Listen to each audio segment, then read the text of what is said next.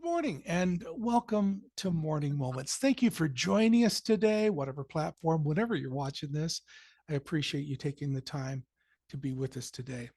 Today, I have a minister, a author. He is the founder of Renewed Life Church. And what a privilege to be able to bring to Morning Moments Kevin Kirchen. Welcome to Morning Moments. Thank you for allowing me to be on your show. Tell me, what do you do and why do you do it? What do? I lead people to Christ. That's all I got. I don't have anything else. You know what I mean? That's the answer. I was given grace. Grace. I'm here by grace. You know what I mean? I did a lot of things in my life. 10 years Chippendales dancer, 10 years in porn, decades of sex, drugs, and rock and roll, and I was a foster kid. My father died when I was 12. My mom drove me to the police station when I was 14 and left me there, So I was raised in South Central LA. I was born in Compton, ran the streets of all those streets. I couched for 14, 15, a church family brought me into their home. And I was able to stay with them for a little while until 17, when the church said he has to go. So at that point in my life, my father had died. My mother had abandoned me. And the church said, you got to go. So, and when I was 15 in the church, I had received my prayer language. I was baptized. I accepted Christ. I was one of the team leaders for the camps. So things were going. But the enemy knew, the more I've finally matured with the Bible and Christ and everything, I see how the enemy knew. He knew what my purpose. He knew what was predestined. And he smashed it. Why? Because I said, wait a second, my dad left me, my mom abandoned me, the church said no, so God is not doing much for me. And in my book, right here, my game, my pain, my purpose, we'll talk about that later. This cover was a vision. I just saw it in a dream. But in my book, the first chapter is called The Deal. And the deal when I was 17 was I came face to face with the devil. Face to face. And in my book, I use F, the family F, but he used the word. And the wall melted open.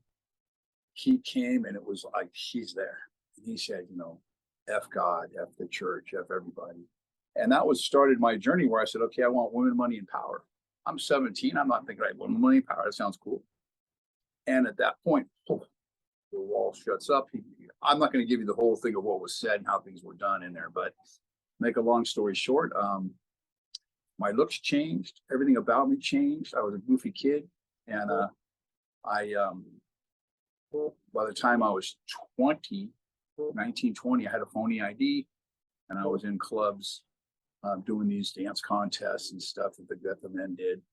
And that led me to Chippendales, which was sex, drugs, and rock and roll. I didn't want to live. I didn't have any feeling of me inside. I could be performing for 1,000 women and feel alone. I could be in a club with 1,000 people and feel alone. I was this hollow thing. So I tried to do drugs and alcohol and sex to fill this thing up that wasn't getting filled up.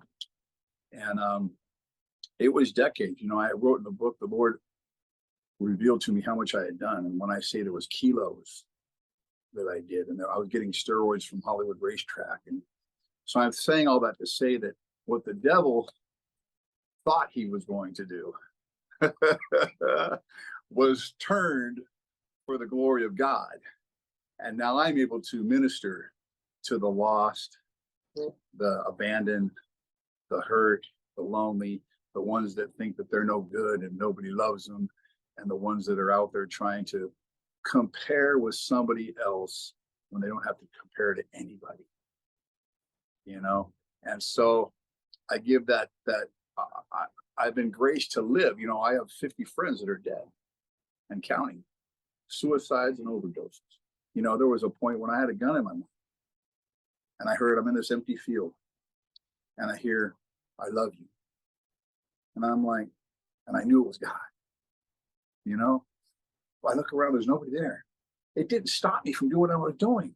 I still kept going. And it wasn't until I finally, there was nothing no more. Men may be watching this or listening to this, or women, and I had everything: cars, money, houses, women, and I was still empty inside. There was nothing there. And finally, it got to the point where I was suicidal. I was depressed. I had nothing. I was completely just, there was nothing left. And I would always cry out to God, always cry out to God, always cry out to God. And then one day, there it was. He was there, and I ended up getting back into church. I talk about my wife because I never went on dating sites, and I went on this dating site for, I don't know why I did. I know why I did it. The Lord led me there, which is really strange. But there's this Christian woman, and it says Christian, and I'm like, well, okay. And all I did, she'll tell you. My first call, she goes, hey, what would you like to do? I said, I just want to go to church. And that started the journey. And she would feed me with these Oswald Chambers books, and she would feed me with these worship tapes, and she would feed me with all this stuff, and she'd read the word to me, and I'd be like going, because the enemy didn't like it, the spirit didn't like it, and God is there, and this whole thing is doing this, and glory to God, here I am now talking to you, and so what I do, I just love on people and let them know that Jesus is real. Yeah. What would you tell somebody in the next minute or so that says, tell me about grace. Tell me how God could ever love me for what I've done. Well, I can tell you that, Jesus came for all. So it doesn't matter what we did. I can tell you that somebody told me one time, I didn't understand it until the Lord revealed to me a sin meter. There's no sin meter. There's no sin meter. Yellow, orange, red. No, there's no sin meter. So it doesn't matter what we've done. When he said, it's finished, it was finished. The relationship back was finished through Christ. He's not sitting there, and I'll say this is kind of one of my things I tell people is like, he's not sitting up there seated at the right hand of the Father with the Holy Spirit and God, and he's going, hey, Dad, I forgot about marijuana. No, he all sin. Everything was covered. And now we can go to him and know that we're loved and we're accepted and we're good. And I don't care what anybody is telling you. I don't care what they're putting in your ears. His name is Jesus, and he loves you. And that's it. That's all. And there's a chapter in a book called Who Am I? I was with a mentor one time, and he said, I was going through, and I'm a Christian. I've come back with Christ. I've been baptized again. I'm back in the game, and I'm going through. And he says, so who are you? And I said, well, I'm a ex-Chippendale. I'm ex-born. I've done sales. I've done this and that. And he goes, yeah, great. Who are you in Christ? And I'm like, and you got to realize my childhood, I always had, and maybe some people can relate to this, I had these pre-planned answers. So I was a chameleon. I would blend. So I would look at you and I would figure out what you're going to say, and I'd have the answer in my Rolodex to figure out what I was going to throw at you, right? Well, when this person said Rolodex, I just aged myself. Sorry about that. Anyway, how about on your phone? Oh, glory to God. Anyway, so I had these answers that were pre-planned. Well, when he said, who are you in Christ? I had no answer. And he said, well, here's what we're going to do. We're going to end this session, and you're going to go find out who you are in Christ and come back. And I have in my book called Who Am I? I have scriptures in here that you can go through and people, these scriptures are in Sweden, Switzerland, Holland, Denmark. They're in England because the people that knew me from Chippendales, a lot of them got my book and they're like, if Kevin came to Christ, then so can I. And they have their scriptures on their bathroom walls. And because they knew who I was a runner and gunner. But I'm saying all this to say that you're never, I don't care how bad they, I mean, this in Jesus's eyes, we're perfect. We're okay. Don't listen to the rattle. I had to stop listening to it because people would say, and here's the, it's great. Didn't you or weren't you? And I was like, I don't know who you're talking about. I have no idea who you're talking about. I've been saved, delivered, and redeemed, set free. So who you're talking about, that's the dead guy, you know? And so if you're going through, get back up. I would fall down, get up, fall down, get up, go to church, fall down, get up. I was doing this. And one day I just stopped doing it. It wasn't by me. I'm powerless. It was by God, his glory and his grace. And it just came so much to where I didn't have to do it anymore. I didn't have to do it anymore. It just kind of was like, okay, Lord, here we are. And now we kind of do this thing, you know? And so if you are going through, Jesus is there. He knows it. All you have to do is say, God, Jesus, please, I'm here.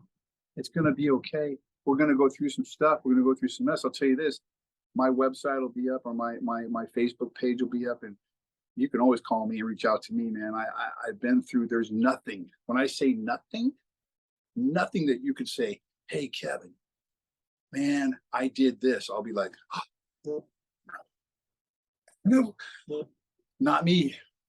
There's nothing that you can say to me. But I'll tell you this, there's nothing that you've done that can't be forgiven. Absolutely. Absolutely.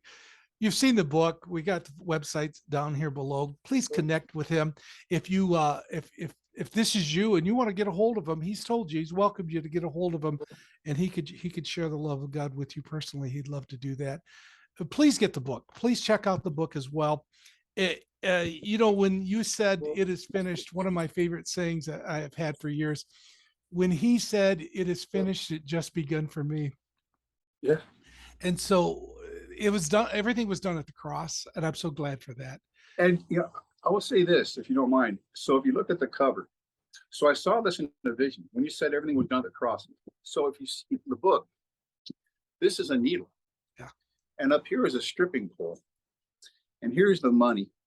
There's the cocaine. There's the whiskey. All of it, he took it all on the cross. Yeah. And so when he said it was finished, my sin became the cross. Yeah. Oh. And so on this side, it says sex, drugs, and rock and roll. On this side, and this is only God, it says saved, delivered, redeemed. It went from sex to saved, drugs to delivered, rock and roll to redeemed. That's who we are. That's what it's about. Glory to God. Reach out to him. Check out his website, and take the time to pass this interview on to somebody else. As we close today, I want you also to take the time as soon as this interview is over, and I want you to pray personally for Kevin. See, Kevin needs your prayers, folks, and you need to practice. So you need to pray that God would continue to put him in the right place at the right time and continue the ministry that God has given him and his lovely wife. Thank you so much for joining us today for Morning Moments, Kevin. And thank you for joining us, and keep coming back for some more Morning Moments.